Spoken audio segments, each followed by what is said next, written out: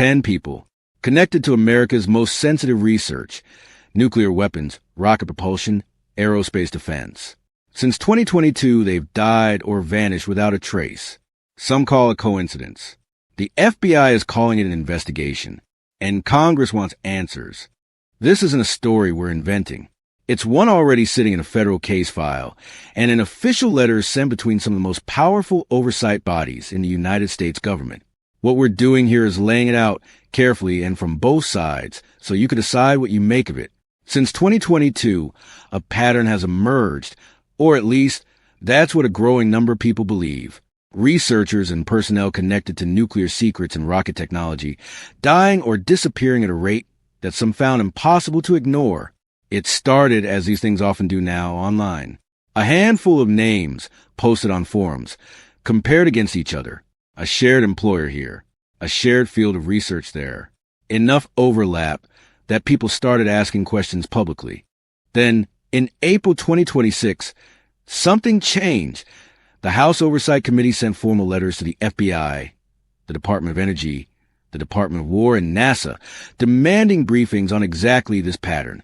That's the moment to stop being purely an internet theory and became, at least in part, a matter of official record. The question isn't just, what happened to these 10 people? The question is this a pattern? Or are we watching a pattern form out of nothing, the way the human mind tends to do when it's given a handful of dramatic, disconnected events and asked to make sense of them? Before we go further, it's worth being honest about something. Stories like this travel fast precisely because they're unresolved. There's no ending yet. And that uncertainty is exactly why it matters to slow down and look at the actual cases, one at a time, rather than the version of the story that's already been simplified for you online. It's also worth saying plainly, for anyone watching this from outside the United States, why a story like this crosses borders in the first place. This isn't really about American bureaucracy or American politics. It's about a question that applies anywhere advanced research happens, in Europe, in Asia, anywhere governments fund sensitive scientific work. What happens when the people doing that work start dying or disappearing at a rate that outpaces easy explanation? Every country with a defense research sector, a space program, or a nuclear energy program has, at some point, quietly asked itself some version of the same question. Let's meet the people at the center of this story. Not as symbols in a theory, as people with careers, families, and in several cases, decades of work behind them. David Hicks spent over 2 decades at NASA's Jet Propulsion Laboratory, studying comets and asteroids, the kind of research that quietly shapes how we understand the solar system, long before any of it becomes a headline. His death is one of the earliest in the timeline that investigators are now examining, and it's part of what set this pattern in motion in the public eye. Monica Reza directed JPL's Materials Processing Group. She held a patent on a nickel superalloy used in rocket manufacturing, technology that's since gone into modern reusable rocket programs, the kind that have quietly become central to the current era of spaceflight. In June 2025, she went hiking in California's Angeles National Forest. She was reported missing that day. Search efforts followed. She has never been found. In February 2026, retired Air Force Major General William Neal McCaslin disappeared from his home in Albuquerque, New Mexico, without his phone, without his glasses. According to reports, he left behind a revolver. For a man who had spent a career in structured, disciplined military service, the manner of his disappearance struck many as deeply out of character. His case is what pushed the story from internet forums into mainstream news coverage. Carl Grillmeyer, a scientist at Caltech affiliated with NASA, was shot and killed, according to authorities, by someone who didn't know him personally. On the surface, that detail seems to work against the pattern theory, a random act, not a targeted one. And yet his name still appears on nearly every list circulating about this case, which itself tells you something about how these lists get built. Nuno Loureiro, an MIT researcher working on nuclear fusion, one of the most closely watched fields in modern physics, given its long-term promise as a clean energy source, was shot and killed by a former classmate. Like the Grillmeyer case, the circumstances point towards something personal rather than coordinated, but proximity to a pattern doesn't require coordination in the public imagination. It only requires a name and a research field. Two more names appear on investigators' lists, Anthony Chavez and Melissa Casillas, both connected to Los Alamos National Laboratory. It's worth pausing here, because this is where the story asks something of us as viewers, not just as an audience being told a story. Unlike the others, neither Chavez nor Casillas worked as a scientist. One was a construction foreman, the other an administrative assistant.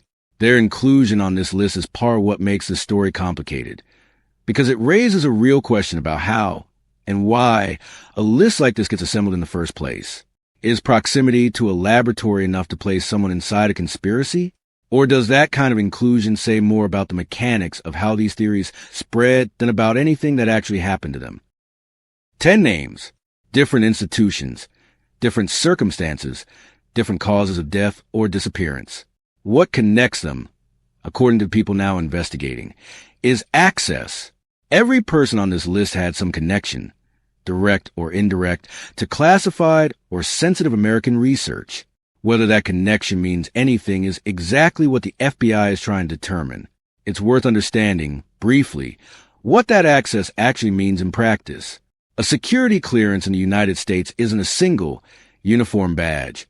It exists in tiers, from confidential up through secret and top secret, and within those tiers, additional compartments restrict access even further, so that someone cleared at the highest level still may not see everything within it. Hundreds of thousands of Americans hold some form of this access across national laboratories, defense contractors, universities with federally funded research, and space agencies. Most of them will go their entire careers without their work ever intersecting a headline. That's part of what makes this story unusual. Not that these 10 people had access to sensitive information, which is true of an enormous, ordinary population of scientists and engineers, but that these 10 specifically ended up connected by outside observers into a single narrative, out of everyone who shares that same baseline access.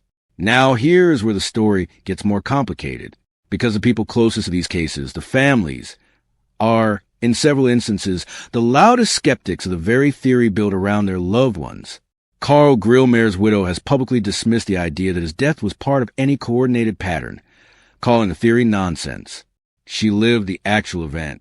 She buried her husband, and she's watched his name become a data point in a story she doesn't recognize as true. William McCaslin's wife has responded to online theories, including speculation about UFOs, with open skepticism, at one point joking about aliens, and separately noting how implausible it seemed that anyone would target her husband for decades-old, outdated information. Her willingness to joke about it isn't a dismissal of her own pain. If anything, it reads like someone trying to reclaim a story that's been taken out of her hands. That's worth sitting with for a moment. These aren't anonymous case files to the people who love them. They're the family members left to watch a stranger's timeline, a stranger's red string, get built around someone they lost. It's a tension that shows up again and again in stories like this one, in different countries, around different institutions. The people who experience a tragedy firsthand are rarely the ones who benefit from turning it into a mystery. It's almost always outside observers, sometimes well-intentioned, sometimes not, who take a private loss and turn it into a public puzzle. That doesn't automatically make the puzzle false, but it's a pattern worth noticing in itself. The gap between how a story is experienced by the people living it and how it's consumed by everyone else. And then there's the math. Roughly 700,000 Americans hold security clearances tied to nuclear and aerospace work. Based on ordinary mortality rates alone, accidents, illness, natural causes, the ordinary unfortunate arithmetic of a large population over time, statisticians would expect somewhere around 4,000 deaths across a similar population over 22 months. This list contains 10. That gap is enormous, and it's the foundation of the skeptic's argument. Out of hundreds of thousands of people connected to sensitive research, only 10 names have been assembled into this narrative, meaning the other several thousand deaths that statistically occurred in that same population during that same window simply didn't make the list, not because they weren't real, because they didn't fit the story. That doesn't disprove anything happened to these specific 10 people.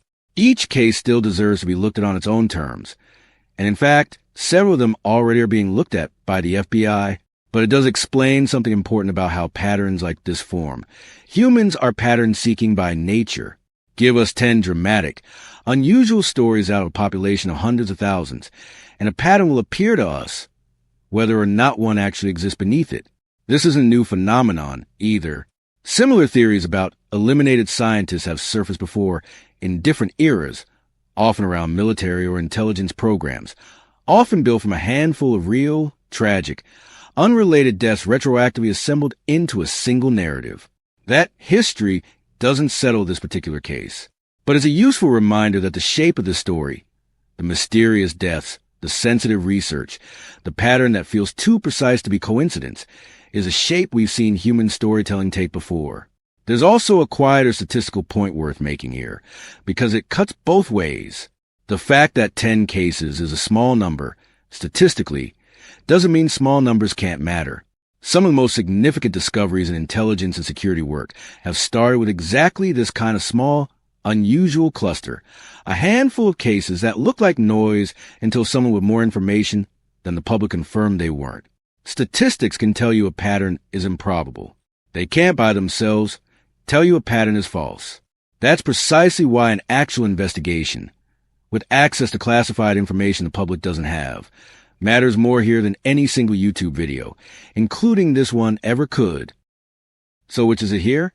A cover-up, hiding in plain sight behind an official investigation that's finally catching up to what people online noticed years ago? Or a story assembled after the fact, case by case, until the assembly itself created the appearance of conspiracy that was never actually there? Despite the skepticism, including from the families most affected, the U.S. government isn't treating this as pure internet folklore. In April 2026, the FBI confirmed it is leading an effort to look for connections between the missing and deceased individuals, coordinating with the Department of Energy, the Department of War and State, and local law enforcement across multiple jurisdictions. The House Oversight Committee, led by Chairman James Comer, went further, stating that if the reports are accurate, these deaths and disappearances could represent a serious threat to U.S. national security. The committee formally requested briefings from the FBI, NASA, the Department of Energy, and the Department of Defense, an unusual, coordinated request across multiple federal agencies, which itself signals how seriously at least some lawmakers are taking this. NASA responded publicly, saying it's cooperating with the investigation, while also stating that, at this time, nothing indicates an actual national security threat. That's a careful, deliberately unresolved position, cooperating with an inquiry while not confirming the underlying fear that inquiry was built to test. So we're left with a strange contradiction, and it's the contradiction at the heart of this entire story. Federal investigators are treating this seriously enough to open formal inquiries and request cross-agency briefings, and the families closest to it are, in some cases, calling the whole idea nonsense. Both things are true at the same time. That tension, not a tidy answer in either direction, is the actual story here. Here's what we don't know, and it's a longer list than what we do. We don't know whether these 10 cases are connected to each other at all, or whether they only look connected because they were grouped together after the fact by people building a narrative rather than investigating one. We don't know whether the two individuals without scientific roles, Chavez and Casillas, genuinely belong on this list because of something investigators know that the public doesn't, or whether their inclusion says more about how these lists spread and grow online than about any actual pattern connecting them to the others. We don't know what a foreign intelligence operation targeting American researchers would even look like in practice, if one existed, whether it would resemble any of these 10 cases at all, or whether that fear is doing more narrative work than the evidence currently supports. We don't know whether the appearance of the pattern here is itself a kind of unintended consequence of modern media, of how quickly a handful of tragic, unrelated stories can be stitched together into something that feels coordinated, simply because algorithms reward stories that feel coordinated over stories that don't. And we don't know if there is something real underneath this, why these specific 10 people, out of hundreds of thousands with similar clearances and similar access, would have been the ones targeted, assuming targeting is even the right word for what happened to any of them. We also don't know how this story will look a year from now. Federal investigations like this one can end in several different ways. A public report that finds no connection at all, a quiet conclusion that never becomes public, or, in rarer cases, findings serious enough to become their own headline. History suggests the most likely outcome is the least dramatic one, but most likely isn't the same as certain, And that gap is exactly where stories like this one continue to live. What we do know is that a formal cross-agency federal investigation is underway. That's not nothing. Congressional oversight committees don't typically send coordinated letters to 4 different federal agencies over a theory with no substance behind it all. Even if what ultimately gets found is that there's no coordinated threat here, only coincidence dressed up as patterned by an online audience hungry for one. And maybe that's the most honest place to leave this. Not with an answer, but with a genuinely open federal inquiry, a statistically small sample size, and a group of families who are living the story very differently than the internet is telling it. 10 names, 1 open investigation, a statistical argument that says this could be nothing, and a congressional committee that says it might be something. We've laid out both sides as fairly as we can, because that's what a story like this deserves, especially when it involves real people who are still grieving, still searching, and in some cases, still hoping for their loved ones to come home. If there's one thing worth taking away from all of this, it's not a verdict. It's a way of watching stories like it as they continue to unfold. This one, and the ones that will inevitably follow it. Ask where a claim actually comes from. Ask who benefits from the dramatic version of events, and who's left carrying the quiet, complicated truth underneath it.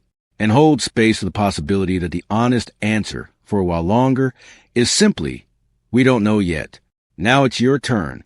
Is this a pattern hiding in plain sight, or a story that only exists because we went looking for one? Tell us in the comments. And if you want to go deeper into how theories like this take shape around real institutions, and what separates a genuine pattern from a coincidence dressed up to look like one, we'll be exploring.